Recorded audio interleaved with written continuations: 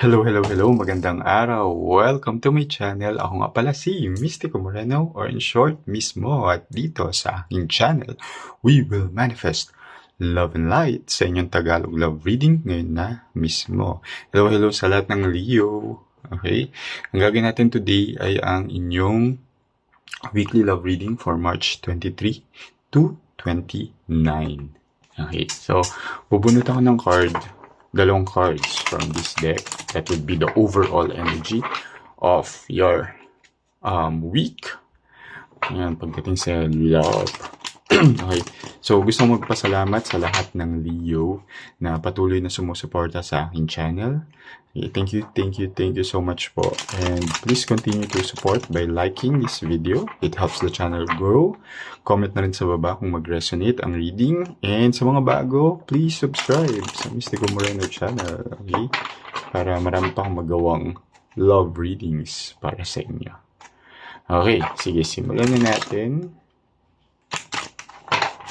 Bubunutin ko ang third card dahil March ngayon. Time flies, no? Tatapos na ang first quarter of 2026. Okay, first card. Page of Wands. Second card, oops.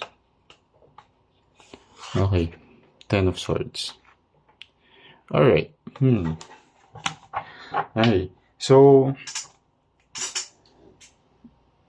you and your person this week, okay, energy page of Wands, which is there will be a fresh start between the two of you dahil recently, as seen here by the Ten of Swords, recently may naging ending sa relationship. Okay?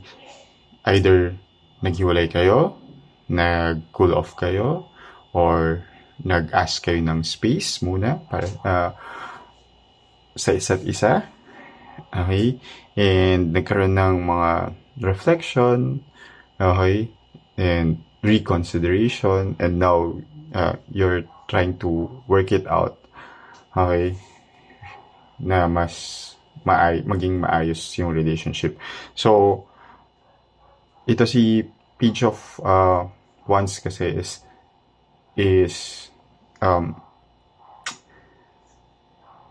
there's a new beginning in a way na that's what you desire din naman kasi. Parang that's what you're really manifesting din naman between the two of you, despite the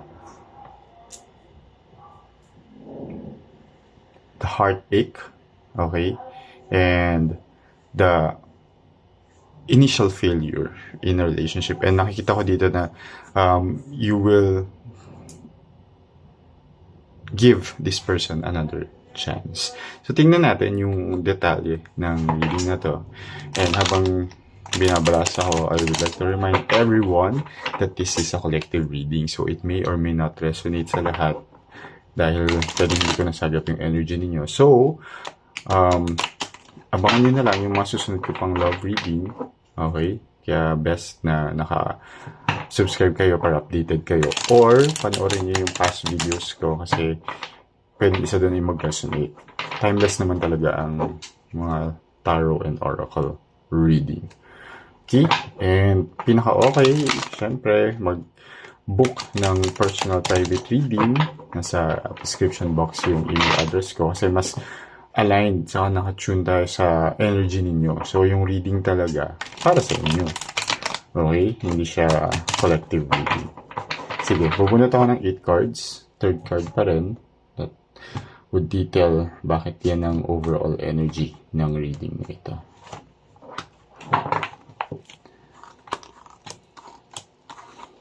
First card, the Hierophant. Second card, okay, Five of Coins.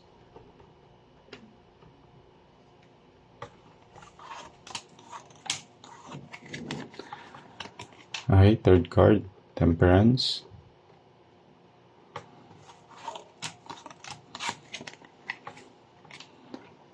Fourth card, 10 of coins.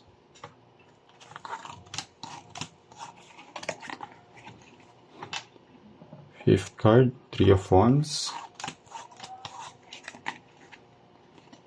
Sixth card, 8 of wands.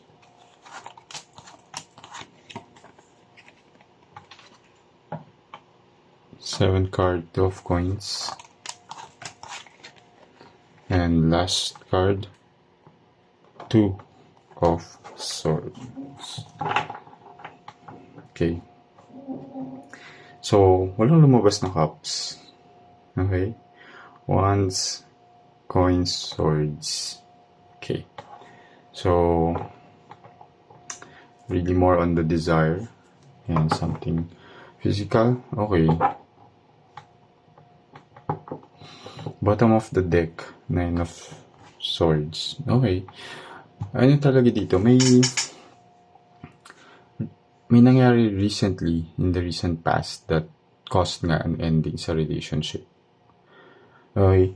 And ang nakita ko dito is, as shown here by the Hierophant, meron kasi parang, ang issue ay yung commitment and yung alignment sa mga values ninyo. Okay? Sa mga beliefs ninyo. Okay? So, I don't know if it's related to the religious belief or sa mga talaga, personal beliefs, okay?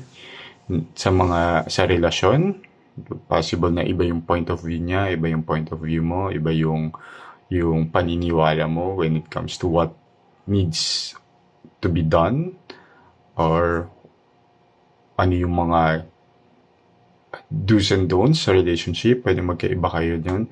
Kaya nagkaroon ng clash, and nagkaroon ng ending and failure sa relationship in the past. And kaya this week, nandun yung intention, yung energy na nakita ko is gusto niyo naman magkaayos. Nandun yung intention to have a fresh start. Pero here, yun nga, dahil dun sa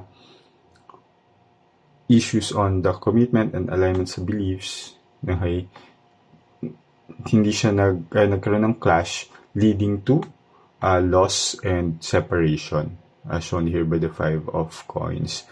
So, at the moment nga, you're trying to work it out. Temperance is a card of reconciliation and finding balance sa relationship, na parang, sige, kailangan pag-usapan natin to. Bakit? Dahil dahil may energy kayo ng 10 of coins, and the 10 of coins is a card of settling down, being together, wanting a long-term relationship. O, diba, may kagamba. Ayan. So, I think it's a sign to really work it out. Diba, si spider creates web as its home. Diba? So, and 10 of coins is a card of like building life together, settling down. So, yun naman yung talaga yung goal ninyo. Okay? Pero nagkaroon nga lang ng mga incompatibilities na kailangang ayusin. And here naman sa 3 of wands is that you are taking action. Okay? You're working on it and moving towards the reconnection or reconciliation, the romance between the two of you. And may momentum na siya, as seen here by the 8 of wands. It's happening. Okay? Talagang papunta na doon. Okay? Papunta na siya. Yung energy ninyo talaga is going towards each other, hindi away. Okay? So, and dito sa 10 of coins, there's really a need for balance sa relationship. And ito, yung reconciliation na gusto nyo mangyari sa isa't isa, it's a choice. It's a choice between the two of you. You have to weigh the priorities. You have to weigh paano nyo i-compromise yung mga disconnect sa inyong mga belief system. Okay?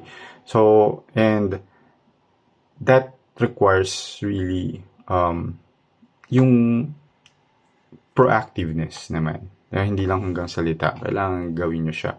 Okay, and nakikita nga dito that that's what you need to do for it to work out. Kasi what you don't see coming is if parang hindi nyo i-push tong reconciliation. Okay, dito nakikita ko sa Nine of Swords, there will be regret. Because Nine of Swords is a card of regret. You don't see it coming here. Hidden, bottom of the deck siya, so hidden siya. So, yeah, so tingnan natin ano yung advice ni Universe sa inyo. So, I hope this resonates. Pero tingnan natin yung advice ni Universe before ko i-close yung reading. Okay.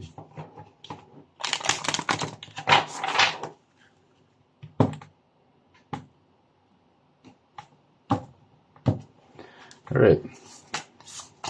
Advice of the universe is joy. Okay, that's why. So, if you don't want this to happen, okay, act on it. Because once you act on it, magkaayos kayo, okay, that ending will shift to a fresh start. Okay, there will be joy and happiness sa relationship ninyo. Kasi, alam nyo na ang goal ninyo is mag-align yung mga belief system ninyo. Mag-align yung mga bagay-bagay na pinapaniwalaan mo, pinapaulaan niya. Okay, mag-meet halfway. Okay? And once na magawa niyo yan, there will be so much joy. Alright, so sana nag-resonate. Kita-kits na lang muli sa aking mga susunod pang love reading. Ako nga pala si Mystico Moreno, or in short, Mismo. Ingat!